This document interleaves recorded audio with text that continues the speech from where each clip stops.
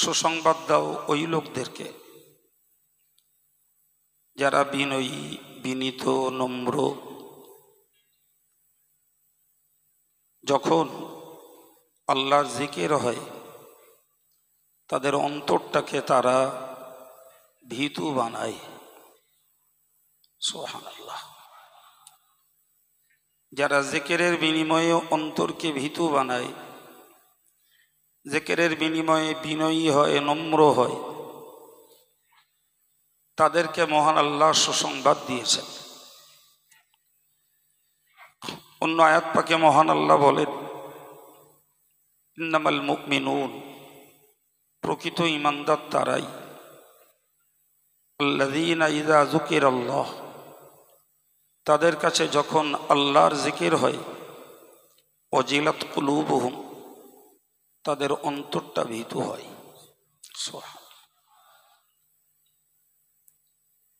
সুতরাং আমরা শুধু প্রথাগতভাবে জবানের জিকির করতে বসিনি, মন তৈরি করে ফেলি। আমরা হৃদয়টাকে বিগলিত করার জন্য, বিনয়ী হওয়ার জন্য, নম্র হওয়ার জন্য, আল্লাহর ভয়ের একটি হৃদয় তৈরি করার জন্য জামিয়ার এই ময়দানের জিকিরের মজলিসে ধুলো মাখা। আল্লাহ কবুল করেন, বলুন আমিন। মনে রাখুন, আরবি একটি শব্দকে বলা হয় খৌফ, আরেকটি শব্দকে বলা হয় ওয়াজাল। খৌফ শব্দের অর্থও ভয়, আর অজাল শব্দের অর্থও ভয়। দুটি ভয়ের মধ্যে পার্থক্য হলো, কোন হিংস্র জীবজন্তু, কোন অত্যাচারী মানুষ, কোন হিংসুক, কোন শত্রুর যে ভয়, আরবিতে ওইটাকে খৌফ বলে। এ ভয়ের পরিণতি হলো অশান্তি, এ ভয়ের পরিণতি হলো অস্বস্তি, উদ্বিগ্নতা। আমার আল্লাহ কোরআনে ব্যবহার করেছেন, জিকির করলে অন্তরে ভয় আসে, জিকিরের বিনিময়ে অন্তর্য বিনীত হয়, বিগলিত হয়, নম্র হয়। সেটা হয় আল্লাহর ভয়। আল্লাহর ভয়ের মানুষগুলো হয়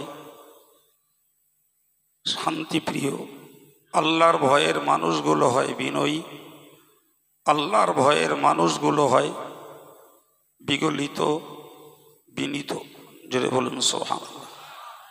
এই যে দুটো ভয়, একটা ভয়ের পরিণতি অশান্তি, উচ্ছৃঙ্খলতা, উদ্বিগ্নতা, চঞ্চলতা, আর একটা ভয়ের পরিণতি হলো বিনয়, নম্রতা এবং দিলের তাসাল্লি, মনের শান্তি।